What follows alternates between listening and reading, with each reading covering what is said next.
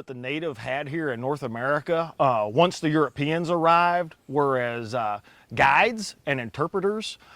They knew the area, like where they were going. There were no maps, no roads or anything like that. So when the Europeans arrived, it was a true like wilderness frontier, and the natives were the only ones that kind of knew where certain resources were because they've lived here for thousands and thousands of years.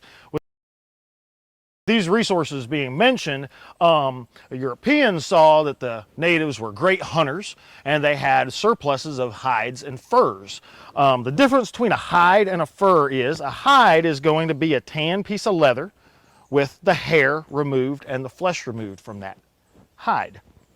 It'd be leather for like belts, shoes, jackets, hats, things like this. A fur is going to have the flesh removed and be tanned on one side, and then it's going to have the hair left for warmth or appeal purposes, pretty looking hides and furs and stuff like that, for jackets and coats also. Deer skins, also called buckskins, were the main export, the trade with the natives. The natives were getting glass beads, silver jewelry, very, very shiny items that were otherwise in a mute environment. In the woods, it's brown and green stuff, basically.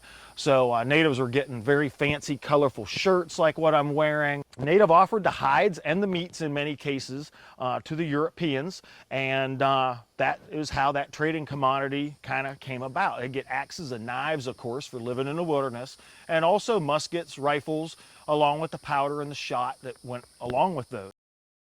The tools that are going to be used to remove a hide from any animal would start with your very basic, back to your better knives in the day, were flint-knapped knives. Like I've got one here. That's a piece of agatized coral, nice little knife blade on there and a little antler handle.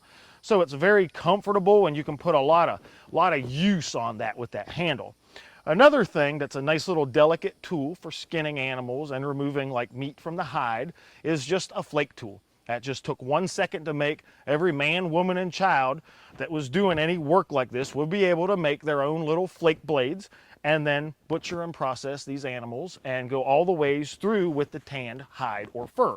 The tanning process prehistorically all over the world involved usually brains, urine, or tannins like bark. A lot of oak bark has very strong tannins. It'll turn it really, really dark like a tea or a coffee colored water. And that hide, once the hair and the flesh and all that had been removed from there, that would just be basically soaked in there and given a light acid bath. And that would tan the hide. This would be a stiffer leather that was suitable for like belts and boots and like heavier use bags. Another type of tanning that was very popular was called brain tanning. That's where you actually use the oils from the brain of the animal, or you would use like some kidney fat or tallow. And once you had the hair and the flesh removed from this hide, that would be soaked in that brain, that fatty water solution. Some places have even used egg yolks, but that hide would soak up those nice little oils there and get all bonded into that fiber in the hide. And then as this hide would dry out, it would be totally manipulated and stretched and worked like every different direction that you could think of until it had dried soft. Once that hide had dried, it would maintain this natural, soft, stretchy feel that like only brain can really get you.